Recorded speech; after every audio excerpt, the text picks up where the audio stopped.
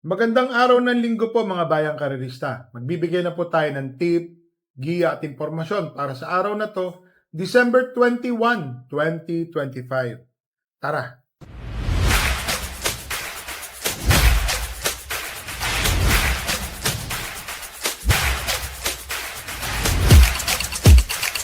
Ngayong araw po ng linggo, meron pong hinandang 10 pakarera ang Metro Manila Turf Club.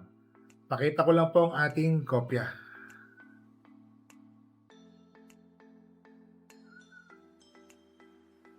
Yan, maganda po ang pakarera, makakapal po ang lineup. Ang simula po ng karera ay sa ganap na 1:30 ng hapon. Yan po. Ulitin ko lang po no bearing, no effect. Ngayon po gaganapin ang Pilracom Nemesio Ayabut Centennial Memorial Race. Yan po. Wow, kapal ng lineup. Talagang medyo may mahirap po ang karera ngayon. Race number 1, rating 42 to 56 split, 1,400 meters, 12 runners.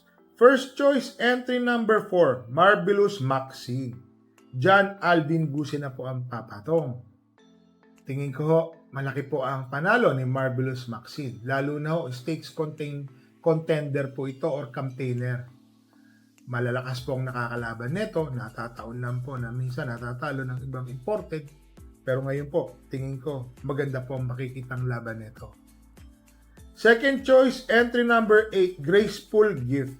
Itong si Graceful Gift, tumakbo po yan sa Padre Garcia, sa Philippine Jockey Club. Nasigundo na po yan, 1.25 medya.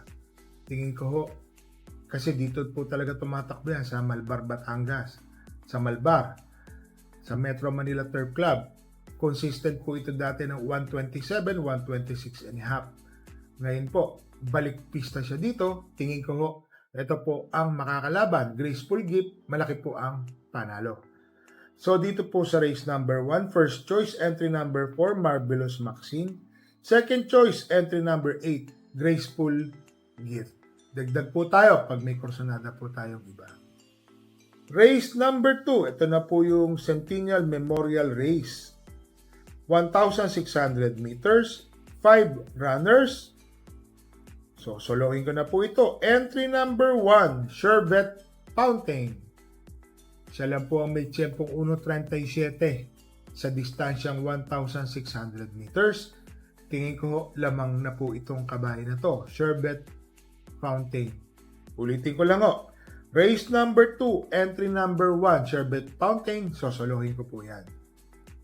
Dito na tayo sa race number 3.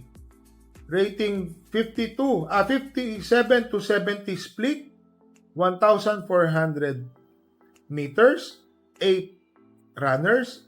First choice, ang dami yung matulin dito First choice, couple entering 4 and 4A, Salacious and 4A counter attack. Ito, parehas na nasa gitna po ito. Ibig sabihin, pwede po itong mauna, pwede po itong nasa pangatlo, pang-apat, or nandoon na rin siya. Nakita ko may mga bagong kabayo. Ang mga matutulin po dito, entry number 2, na bubu. Ganda ng pangalan. Part-time lover. Shiver Me Pink. Yan pag hindi po nagkabigayan sa unahan yan.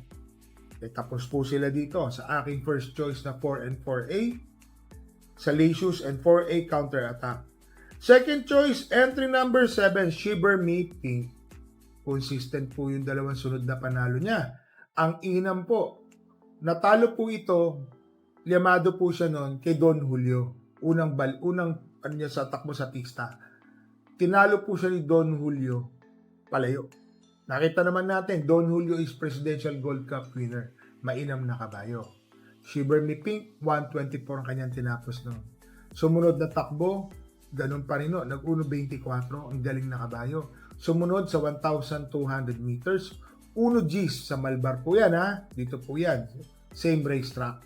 Para sa akin po, pag ito ho, yung totoo yung mga balibalitang napakagaling na kabayo nito, mapapalaban po sila dito. Kahit marami po silang matuling sa unahan. Second choice po natin, Shiver Me Pink. Third choice, entry number 6, Madam Mayhem. Ano, umentado po yung huling panalo niya, 124.5.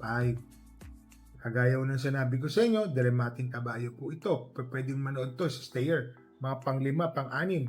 Pagdating po, nagtatrabaho po sa bandang gitna. Tuloy-tuloy po. Nung panalo niya nung nakaraan. Para sa akin po, may panalo din po ito. Madam Mayhem, third choice. So, dito po sa race number 3, first choice, 4 and 4A. Salacious and 4A counter attack. Second choice, entry number 7, Shiver Me Pink. Third choice, entry number 6, Madam Mayhem.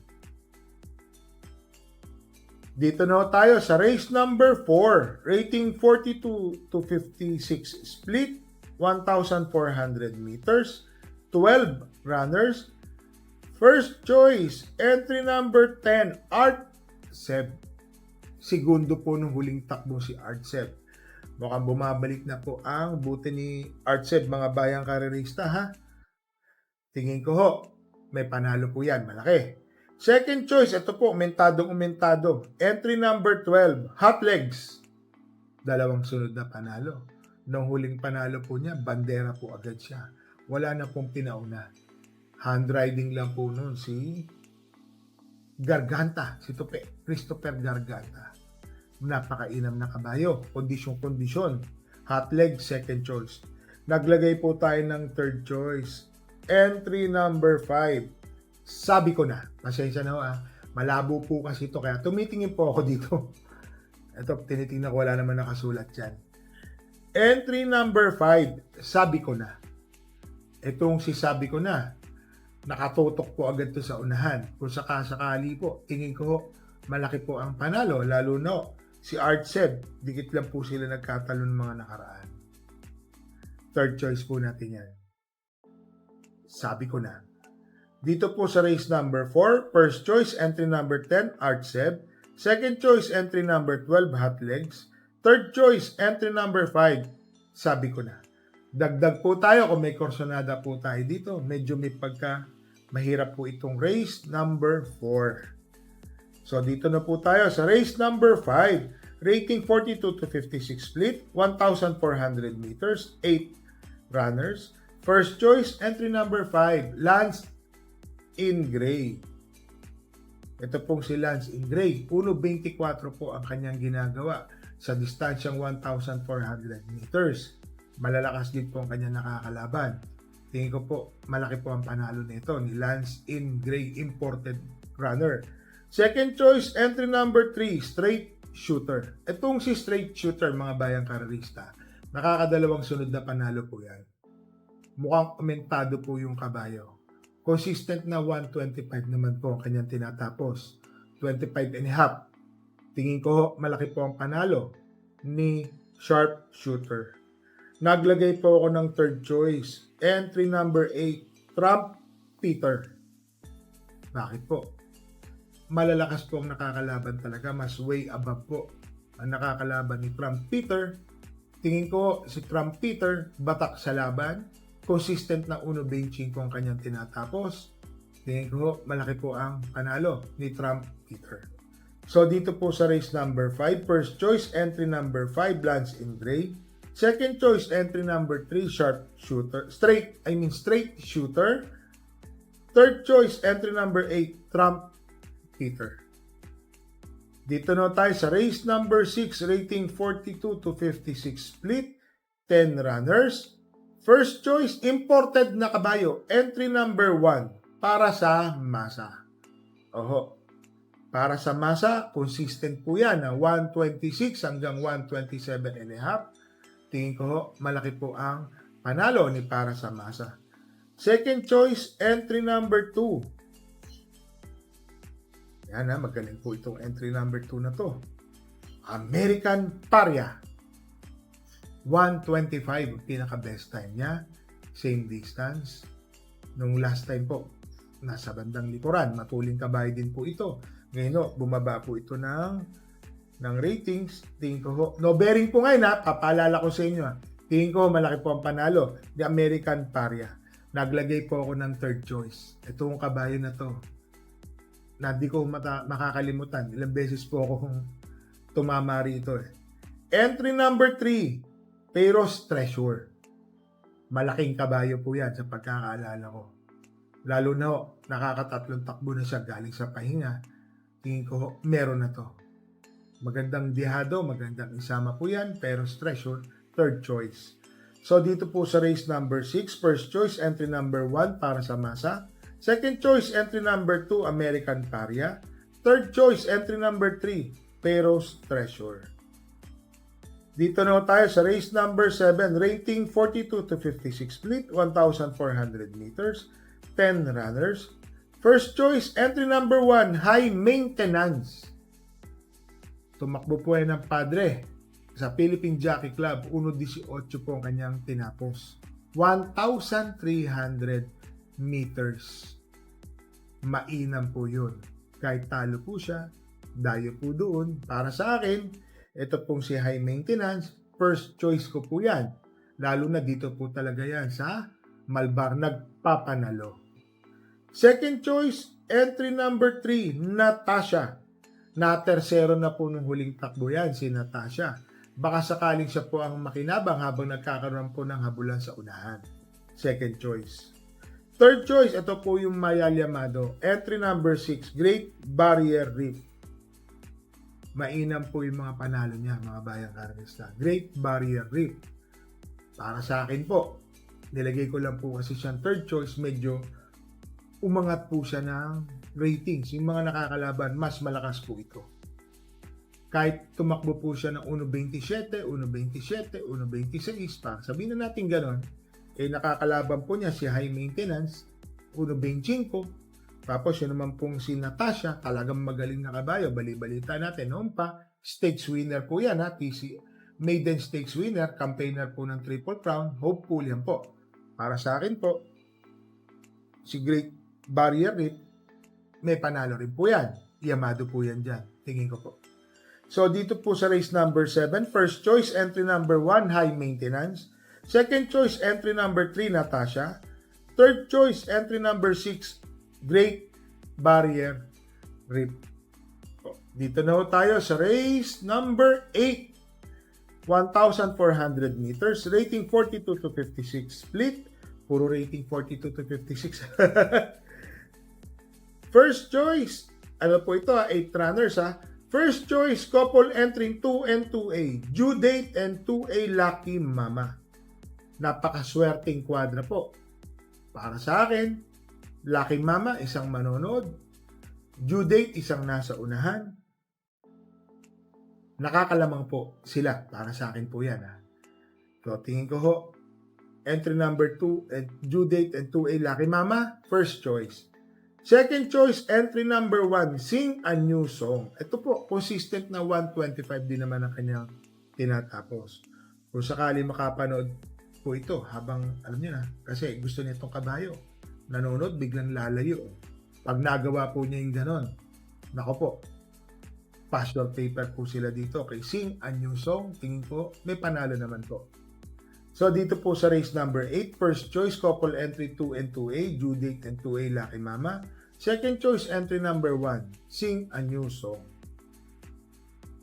So, dito na po tayo sa race number 9, rating 57 to 70 split, 1,400 meters, 9 runners.